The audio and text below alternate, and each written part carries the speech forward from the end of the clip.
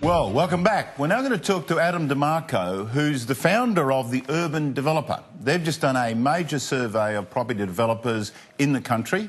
What we want to find out is, where is the next area of development? I mean, if you live in Sydney and Melbourne, you really know that you've been paying through the nose. Yeah. Is Queensland the next place? So, Adam, thank you for joining us. Thanks for having us. Adam, tell us a little bit about your work and the survey that you've done, to give us some idea, so give our viewers some idea of what this is all about. Then we'll talk about your findings.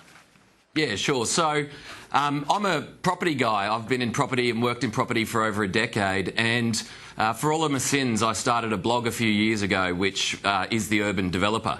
I didn't feel like there was anything in the marketplace, in the media landscape, that really tapped into the whole development life cycle. So we created a new media platform, which has now grown into Australia's largest, most engaged online community of people that work in property. And we run an events business and an education business around it, because we're very passionate about the industry. We believe that we can get a lot better at development, both at an industry level and a community level. And we're committed to better cities. So we undertook a survey. It's one of the largest, we understand, that's been done in the property industry, and it was a sentiment survey. It was really about asking our community what's going on and how they feel about certain segments of the marketplace, and really having a direct conversation with our industry.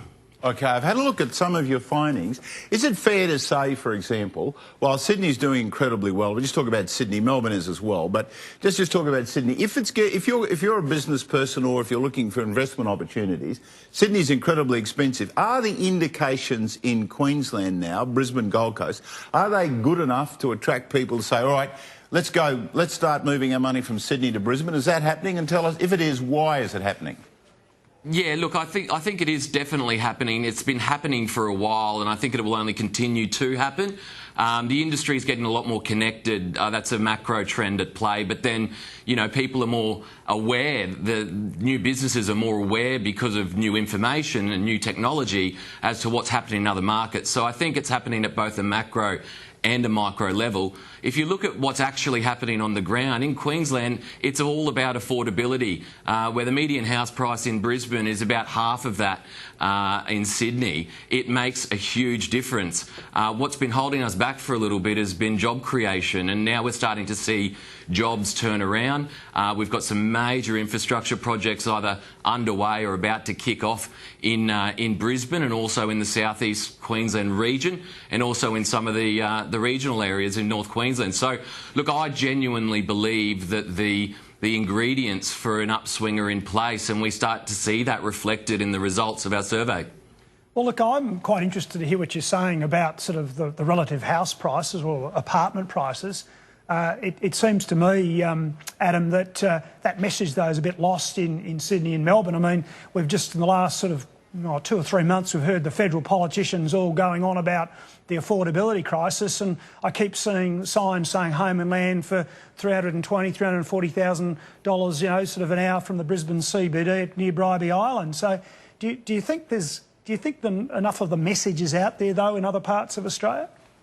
Oh, look, it can only get louder as a message. I don't know is the answer to that question. What we're doing is trying to, you know, shine a light on the real numbers that sit behind our cities. There's no escaping the fact that in Sydney and in Melbourne, you know, with upwards of 100,000 people per annum moving into both of those cities, they're some of the most urbanised cities in the world. That it's going to continue to put pressure on housing, and unfortunately, the politicians haven't responded accordingly. There's no real tangible action that's going to break the supply block. So we need to build more houses in both of those cities, and if we don't, it's not going to happen. We're not going to get price relief. So it's a very challenging thing. I mean, you know, 2 in 3 Australians own a home, and the other third don't. And you know, it's a difficult challenge for politicians to address. Do you, when you're looking at this whole picture, you're focusing just on the CBD and apartments, or are you also looking at greenfields, you know, sort of detached homes, you know, the new residential subdivisions? Yeah, no, we look at both, Campbell. They're both very important parts of the development mix, and they're also both very much interconnected. The apartment market is related to the land market and vice versa. So we do look at both. If you take the results of our survey, about 2/3 of the industry feels either optimistic or very optimistic about the residential land market in Queensland, where slightly less than that, about half are either optimistic or cautiously optimistic about the apartment market in Brisbane. So there are some genuine supply concerns in the inner city. But, you know, that's only going to bring better affordability and better lifestyle a better lifestyle to the inner city of Brisbane, where you know, new infrastructure, new transport's being built. So it's an important sort of equation to sort of look at both of those markets. Now, what's really held back, you know, southeast Queensland over the last you know, few years has really been the fact that job creation in New South Wales and in Victoria, coupled with really strong population growth, was providing the conditions for, you know, what is probably one of the great booms. However, Brisbane, you know, with its dependency upon the mining and the resources sector and the subsequent slowdown in that, it's really hurt us. But we're starting to see that job creation turn around. We're starting to see you know, some genuine population growths come out, and I believe, and my intuition tells me, and I believe the numbers also support the fact that this is a result of affordability. You can sell your house for $1 million, $2 million in Sydney, and buy the equivalent house for half that in Brisbane. So long as there's jobs, we're going to see. It's back to the 90s. That was the sort of the mid-90s. Well, that's what happened. Yeah, Campbell's right. That's it. This happened, I recall this when I was in office. Sydney got so expensive that in the end people wanted to move to Queensland. The issue has been jobs. Well, if the jobs are now there, then people will come. Well, if they're moving their business as well, that's another. That's right. Yeah, and that's good. Can I get to the heart of this then?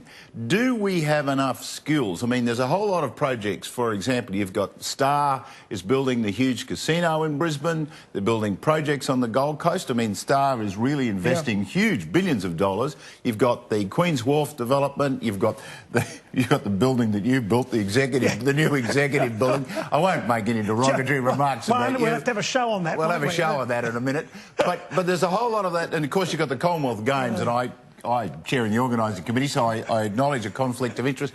But you've got all this activity happening, a lot of building going on, almost unprecedented. So do we have the skills base? Does your survey deal with that?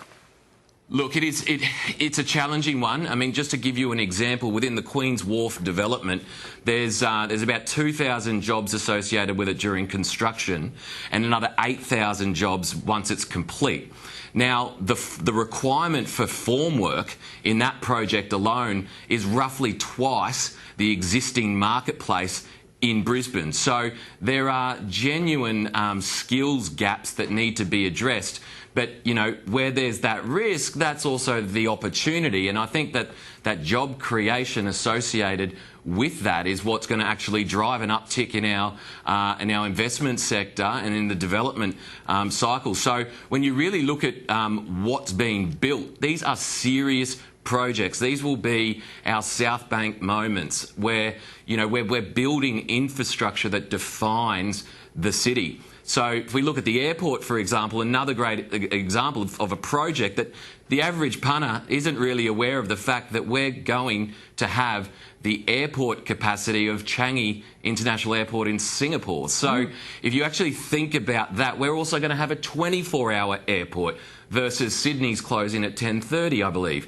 We're going to have a 2-hour time difference to Asia, or time advantage to Asia, which is going to help, you know, serious you know, investment decisions around convenience. So I believe that the infrastructure is being built, and Campbell, a lot of it was your work. Peter, a lot of it was your work to set this up, because these are generational pieces of infrastructure. We don't see the return on our investment in 1 to 5 years. We see that in 20 to 40 to 50 years. So I'm hugely optimistic about the prospects of Brisbane as a city. It's got an incredible lifestyle factor, which you know, I know when talking to investment partners out of Singapore, for example, they look at Brisbane and think this place is heaven. So we've got so many good things going for us. Matt, do you really think that Brisbane now is seen internationally in those circles? Because, you know, a lot of Chinese or overseas investment very much has been drawn into Sydney because that's the place that's on the map. You're saying that Brisbane appears on the radar screen now, does it? Yeah, absolutely, and it appears in the conversation. Like, for example, when an agent who sells an office building goes and shops around projects, that anecdotally I'm being told that people are aware of Brisbane. Things like the G20 was a real. It broke the back of our name recognition in many parts of Asia. There's a bunch of other initiatives that I know that, you know, for example, the Brisbane City Council through their Brisbane Marketing Bureau do incredible work to promote Brisbane abroad. And again, the average punter doesn't see a lot of that work, but it gets done, and it's been done very, very well. So I believe, you know, and then I know within my own business, I have investment partners out of Asia, and they have looked at Sydney, they have looked at Melbourne, and they've chosen Brisbane because the ingredients are right for, you know, long-term investment returns. Well, Harry Triggerboff always used to say nice things about. Well, Harry was always nice about Brisbane. Well, he was very nice about Brisbane. He always said it was a great place to do business. Well, Harry was good judgment. Yeah. Adam, unfortunately, we're out of time. Can I wish you well with your project? And the advice you're basically giving to all our friends around Australia is get in early. Go to Queensland now. Get in while the affordability is the big issue. There's nothing partisan about your comments. Or your... Not at all. No, of course not. Absolutely, and invest for your grandkids. You know, think long term about where you're investing, because that's the mindset of our Asian neighbours as well. All the best, and thank you very much. Thanks, Adam. We appreciate your time, Adam.